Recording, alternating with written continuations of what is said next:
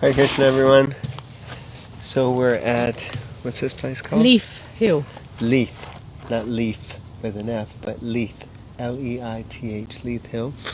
In Surrey. In Surrey. I think this is supposed to be one of the highest points in the southeast of England.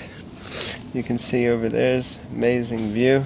So you can really remember Krishna up here. Yeah, especially if you're scared of heights. Okay, so we'll get on with the reading. Yes. Say the invocation. Om Namo Bhagavate Vasudevaya. Om Namo Bhagavate Vasudevaya. Om Namo Bhagavate Vasudevaya. Canto 1, Chapter 19, verses 9 to 10. This is the appearance of Sukadev Goswami. From different parts of the universe there arrived great sages like Atri, Chaivana, Sharadvan, Arista, Nemi, Brigu, Vashishta, Parashara, Vishwamitra, Angira, Parashuram, Uttaya, Indra, Pramada, Ida, Vahu, Medititi, Devala, Aristasena, Bharadvaj. No, Arshti Sena. Oh, I got Aristi. Arshti Sena. Bharadvaj. Oh, Gautam. you're right. Arishti. No. Anyway. Which one were you like? Arishti Nami? Aristi Sena. Yeah, that's Arshti Sena. Alright. Maitreya, Urva, Kavasha, Kumbhayoni, Dwaipaya, and the great personality Narada. Purport. So now we're going to talk about the different people that are present. So first of all, Chayavana is a great sage and one of the sons of Bhrigu Muni. He was born prematurely when his pregnant mother was kidnapped. Chayavana is one of the 6 sons of his father. Bhrigu. When Brahmaji was performing a great sacrifice on behalf of Varuna, Maharishi Bhrigu was born from the sacrificial fire. He was a great sage and his very dear wife was Puloma. He could travel in space like Durvas, Narada, and others. He used to visit all the planets of the universe. Before the battle of Kurukshetra he tried to stop the battle. Sometimes he instructed Bharadwaj Muni about astronomical evolution. And he is the author of the great Bhrigu Samhita, the great astrological calculation. He explained how air, fire, water, and earth are generated from ether.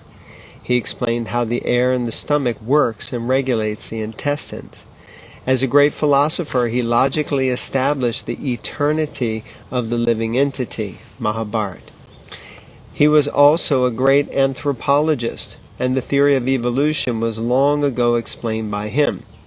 He was a scientific propounder of the 4 divisions and orders of human society, known as the Varnashram institution. He converted the Kshatriya king Vitahavya into a Brahmana. Vashishta. See Srimad Bhagavatam 1.9.6. So read it yourself, really. Parasha. He is the grandson of Vashishta Muni and father of Vyasadeva. He is the son of Maharishi Shakti and his mother's name was Adirityati. He was in the womb of his mother when she was only 12 years old. And from within the womb of his mother he learned the Vedas. Jeepers. His father was killed by a demon, Kalma Sapad, and to avenge this he wanted to annihilate the whole world. Wow. He was restrained, however, by his grandfather Vashishta. He then performed a Rakshasa killing yagya, but Maharishi Pulatya restrained him. He begot Vyasadeva, being attracted by Satyavati, who was to become the wife of Maharaj Shantanu. By the blessings of Parashar, Satyavati became fragrant for miles. He was present also during the time of Bhishma's death. He was spiritual master of Maharaj Janak and a great devotee of Lord Shiva. He is the author of many Vedic scriptures and sociological directions. Gadi Sutta, or Vishvamitra, a great sage of austerity and mystic power. He is famous as Gadi Sutta because his father was Gadi, a powerful king of the province of Kanyakubja, part of Uttara Pradesh. Although he was Kshatriya by birth, he became a Brahmana in the very same body by the power of his spiritual achievements. He picked a quarrel with Vashishta Muni when he was a Kshatriya king and performed a great sacrifice in cooperation with Matanga Muni, and thus was able to vanquish the sons of Vashishta. He became a great yogi, and yet he failed to check his senses, and thus was obliged to become the father of Shakuntala, a beauty queen of world history. When he was a Kshatriya king, he visited the hermitage of Vashishta Muni, and he was given a royal reception. Vishvamitra wanted from Vashishta a cow named Nandini, and the Muni refused to deliver it. Vishvamitra stole the cow, and thus there was a quarrel between the sage and the king. Vishvamitra was defeated by the spiritual strength of Vashishta, and thus the king decided to become a Brahmin. Before becoming a Brahmin, he underwent severe austerity on the bank of the Kaushika. He was also one who tried to stop the Kurukshetra war. Angira, he is one of the 6 mental sons of Brahma and the father of Brihaspati, the great learned priest of the demigods in the heavenly planets. He was born of the semen of Brahmaji given to a cinder of fire. Uttataya and Samvarta are his sons. It is said that he is still performing austerity and chanting the holy name of the Lord at a place known as Alokananda on the banks of the Ganges. Parshuram, see Srimad Bhagavatam 196. So this verse in purport 196 is another verse in purport that has a lot of explanation there of different saintly persons. Uttatya, one of the 3 sons of Maharishi Angira. He was the spiritual master of Maharaj Mandata. He married Bhadra, the daughter of Soma, the moon. Varuna kidnapped his wife Bhadra, and to retaliate the offense of the god of water, he drank all the water of the world. Medatiti, an old sage of yore, an assembly member of the heavenly king Indradev. His son was Kanva Muni, who brought up Shakuntala in the forest. He was promoted to the heavenly planet by strictly following the principles of retired life, Vanaprastha. Devala, a great authority like Narada Muni and Vyasadeva. His good name is on the list of authorities mentioned in the Bhagavad Gita. When Arjuna acknowledged Lord Krishna as the Supreme Personality of Godhead, he met Maharaj Yudhisthira after the battle of Kurukshetra, and he was the elder brother of Domya, the priest of the Pandava family. Like the Kshatriyas, he also allowed his daughter to select her own husband in a Swayamvar meeting, and at the ceremony all the bachelor sons of the rishis were invited. According to some, he is not Asita Devala. So it seems that there are different ones. There's Devala and Asita Devala. Bharadvaj, see Srimad Bhagavatam 1.9.6. Gautama, he is one of the 7 great sages of the universe. Sharadvan Gautama was one of his sons. Persons in the Gautama Gotra dynasty today are either his family descendants or in his disciplic succession. The Brahmanas who profess Gautama Gotra are generally family descendants, and the Kshatriyas and Vaishyas who profess Gautama Gotra are all in the line of his disciplinic succession. Disciplic. He was the husband of the famous Ahalya, who turned into stone when Indradev, the king of heaven, molested her. Ahalya was delivered by Lord Ramachandra. Gautama was the grandfather of Kripacharya, one of the heroes of the Battle of Kurukshetra.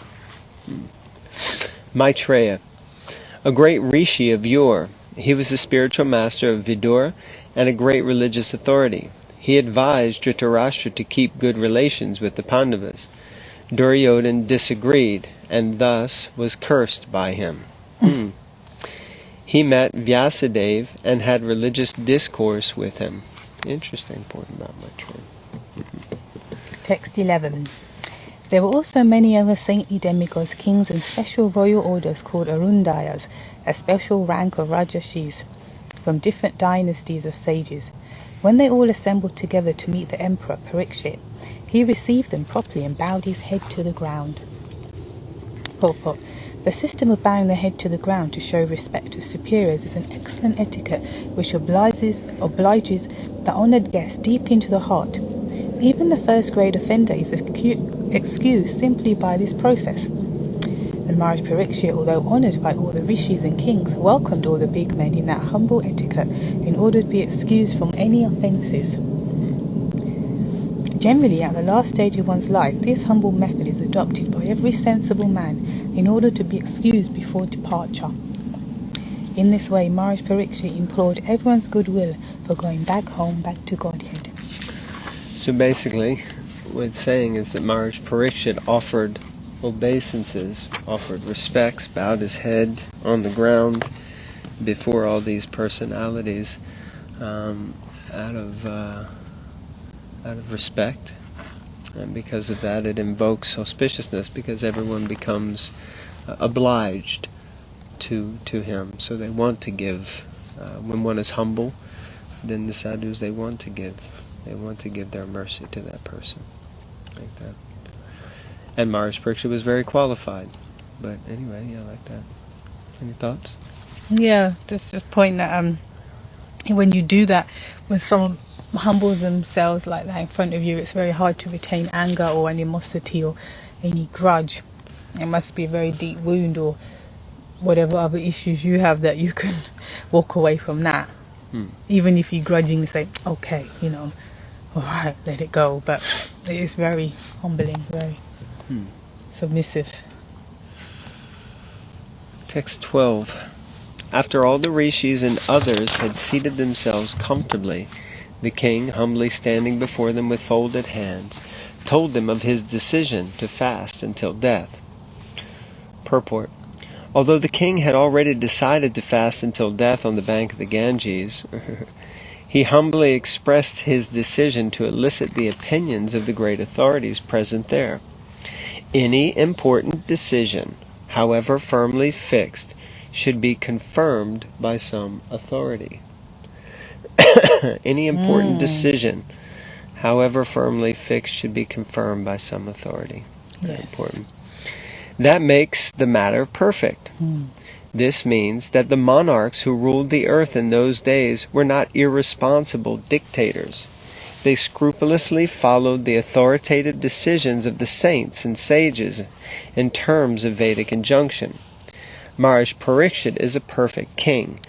Maharaj Parikshit, as a perfect king, followed the principles of consulting the authorities, even up to the last days of his life. Wow. Very powerful. Yeah. So it's always good to keep ourselves in check. Yeah. So I may think this, I may think that, or it seems like this, or I want this, or I want that. But then we have to have someone that we trust, and or what's being stated here is that we should trust the sadhus, the saints and the rishis, to give us guidance and instruction.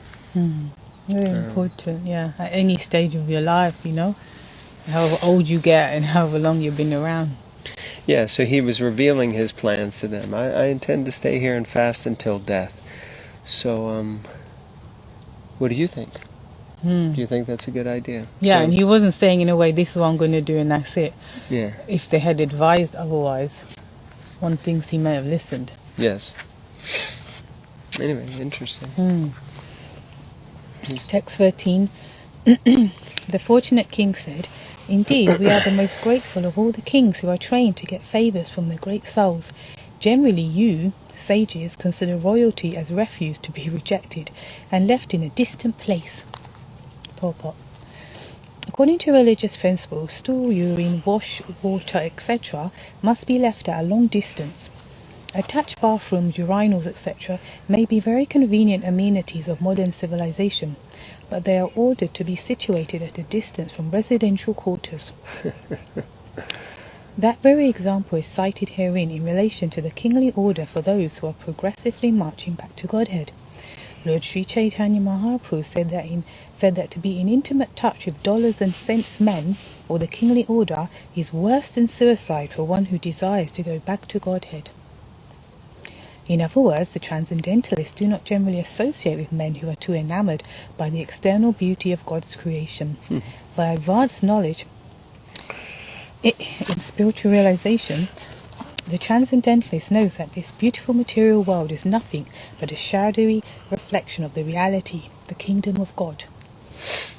They are not therefore very much captivated by royal opulence or anything like that, but in the case of Maharaj Parikshit, the situation was different. Apparently the king was condemned to death by an inexperienced Brahmana boy, but factually he was called by the Lord to return to him. Other transcendentalists, the great sages and mystics who assembled together because of Maharaj Parikshit's fasting unto death, were quite anxious to see him, for he was going back to Godhead. Maharaj Parikshit also could understand that the great sages who assembled there were all kind to his forefathers, the Pandavas, because of their devotional service to the Lord. He therefore felt grateful to the sages for being present there at the last stage of his life, and he felt that it was all due to the greatness of his late forefathers and grandfathers. He felt proud, therefore, that he happened to be the descendant of such great devotees. Such pride for the devotees of the Lord is certainly not equal to the puffed-up sense of vanity for material prosperity. The first is reality, whereas the other is false and vain. Keep going. Okay. I've finished. So it's interesting what's being mentioned here. The first part, I think, about the bathrooms. Yeah, in days of yore, the toilets were not attached to the house. That's why they would be called the outhouse. So it's a place, outside. You would go and do your business like that, and all the waste would stay there. Of course, in the modern day, the plumbing system means that you do your business and it goes somewhere else. But still, now it's like a luxury to have an ensuite. So even in your bedroom or next to the kitchen or whatever, you have the toilet. But it's considered a moochie place, considered a dirty place, and not necessarily a place that you would want next to your kitchen or in your bedroom, right? Where you can hear everybody's business, whatever they're getting up to. So, like that. Also, it was nice, I thought, that he therefore felt grateful to the sages for being present there at the last stage of his life. So it's quite powerful that Maharaj Parikshit is about to leave his body, but he's feeling very grateful to the sages for being there, to knowing that having their association at the last stages of life is the sign of perfection. Sorry, any thoughts? Yeah, just about the toilets. That in like on the one hand, it's considered luxury. Someone gets a house or flat, and they're like, "I got an ensuite," and it's like, oh. But if you go to prison, you have an ensuite, and that's quite gross, isn't it? There is an ensuite in all the prisons, isn't it? Yeah. So, yeah.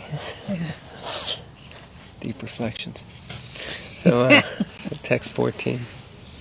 The Supreme Personality of Godhead, the controller of both the transcendental and mundane worlds, has graciously overtaken me in the form of a Brahmin's curse. Due to my being too much attached to family life, the Lord, in order to save me, has appeared before me in such a way that only out of fear I will detach myself from the world. Purport. Maharaj Parikshit, although born in a family of great devotees, the Pandavas, and although securely trained in transcendental attachment for the association of the Lord, still found the allurement of mundane family life so strong that he had to be detached by a plan of the Lord. Such direct action is taken by the Lord in the case of a special devotee.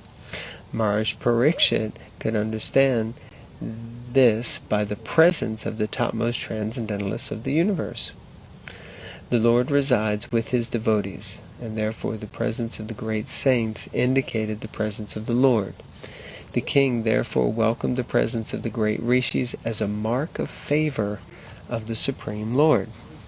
Wonderful statement. So when we see the devotees, we should know that that means that is equal unto the presence of the Lord. Like that.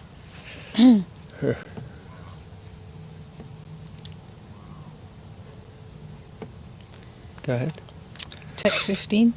O Brahmanas, just accept me as a completely surrendered soul, and let Mother Ganges, the representative of the Lord, also accept me in that way, for I have already taken the lotus feet of the Lord into my heart. Let the snake bird, whatever magical thing the Brahmana created, bite me at once. I only desire that you all continue singing the deeds of Lord Vishnu. Purport.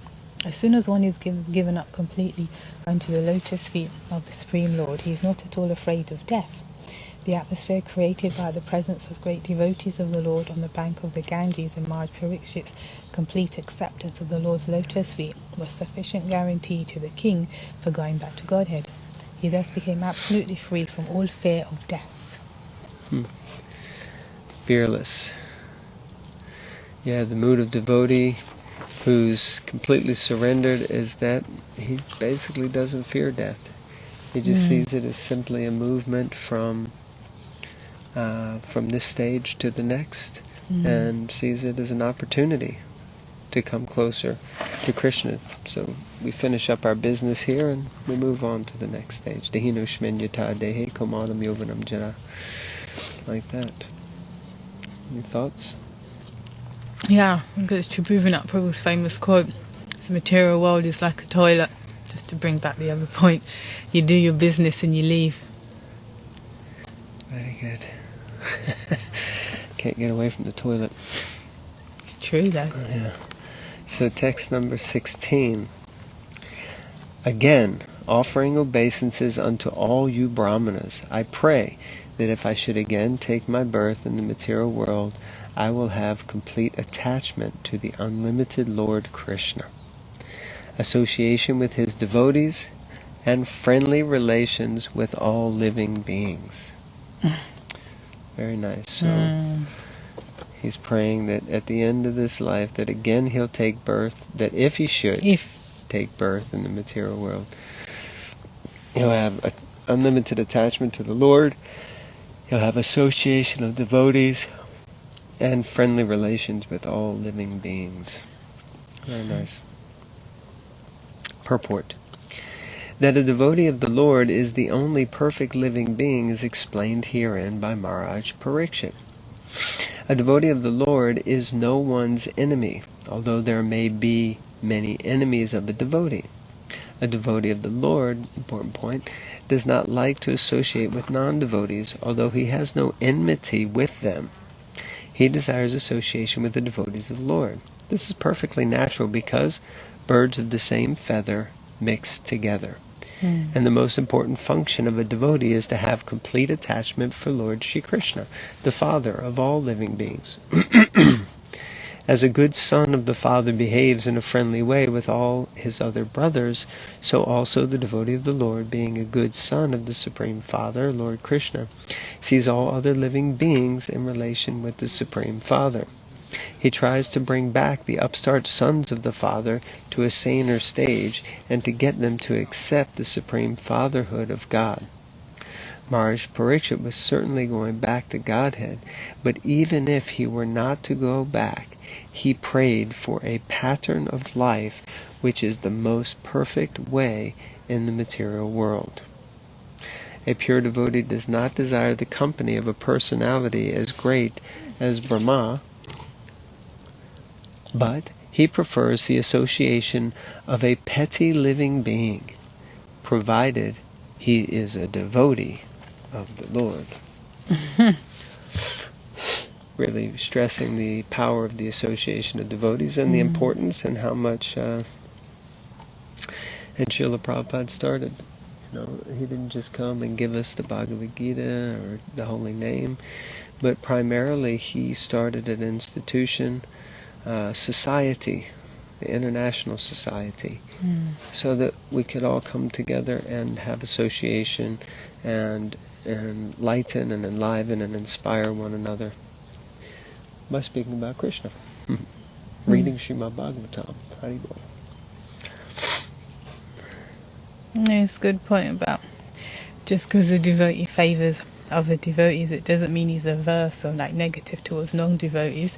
Still respectful. It's not like those karmis or those demons. It's just you prefer your own kind, as it were. He's still respectful because he's in this verse. He's saying he wants friendly relations with all living entities, not just, keep me in good standing with the devotees. You want to be peaceful with everyone, but he just prefers to hang out with the devotees. Very nice point. Yes. So not having enmity towards others, but it's personal preference. Like that. Very nice. Text 17. In perfect self-control, Maharaj Parikshit sat down on a seat of straw with straw roots facing the east, placed on the southern bank of the Ganges, and he himself faced the north. Just previously had given charge of his kingdom over to his son. Purport. The river Ganges is celebrated as the wife of the sea. The seat of Kusha straw is considered to be sanctified if the straw is taken out of the earth, complete with root. And if the root is pointed towards the east, it is considered to be auspicious. Facing the north is still more favourable for attaining spiritual success. Maharaj Parikshit handed over the charge of administration to his son before leaving home. He was thus fully equipped for all favourable conditions. Powerful. How are we doing for time? 4 minutes. Okay. This is the last verse. So text number 18. This is a very long chapter. After this, we still got about 40 pages left. Thus, the king, Maharaj Parikshit, sat to fast until death. All the demigods of the higher planets praised the king's actions, and in pleasure continually scattered flowers over the earth and beat celestial drums. Purport. Even up to the time of Maharaj Parikshit, there were interplanetary communications, and the news of Maharaj Parikshit's fasting unto death to attain salvation reached the higher planets in the sky, where the intelligent demigods live. The demigods are more luxurious than human beings, but all of them are obedient to the orders of the Supreme Lord. There is no one in the heavenly planets who is an atheist or non-believer. Thus, any devotee of the Lord on the surface of the earth is always praised by them. And, in the case of Maharaj Parikshit, they were greatly delighted, and thus gave tokens of honor by scattering flowers over the earth and by beating celestial drums. A demigod takes pleasure in seeing someone go back to Godhead. Haribol. He is always pleased with the devotee of the Lord, so much so that by his adidayavic powers he may help the devotees in all respects, and by their actions the Lord is pleased with them. There is an invisible chain of complete cooperation between the Lord, the demigods, and the devotees of the Lord on earth. That's a very powerful statement.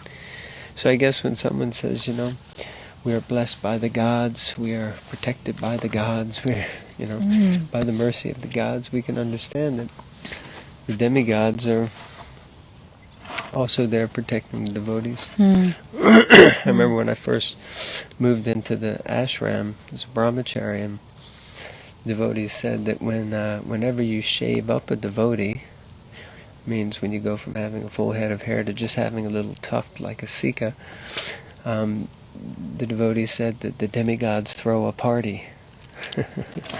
So it used to be like that whenever we would shave someone up or like that. It was always like a festival party kind of atmosphere. Yeah. Okay, is that it? Or we got time for one more? That's it. Okay. Alrighty. So it's awfully hot out here. Yes. It is cooking, in fact. Yes. So we're going to finish here, and we'll pick up tomorrow or the next day. And we look Because Sukadeva Swami still ain't made his appearance. Nope. Even though the chapter's named after him. Yes, he only makes his appearance at the very end, and he only speaks at the beginning of the second canto. So he doesn't even speak in this canto. But when he does speak, he really does obviously deliver. Yeah, for 7 days.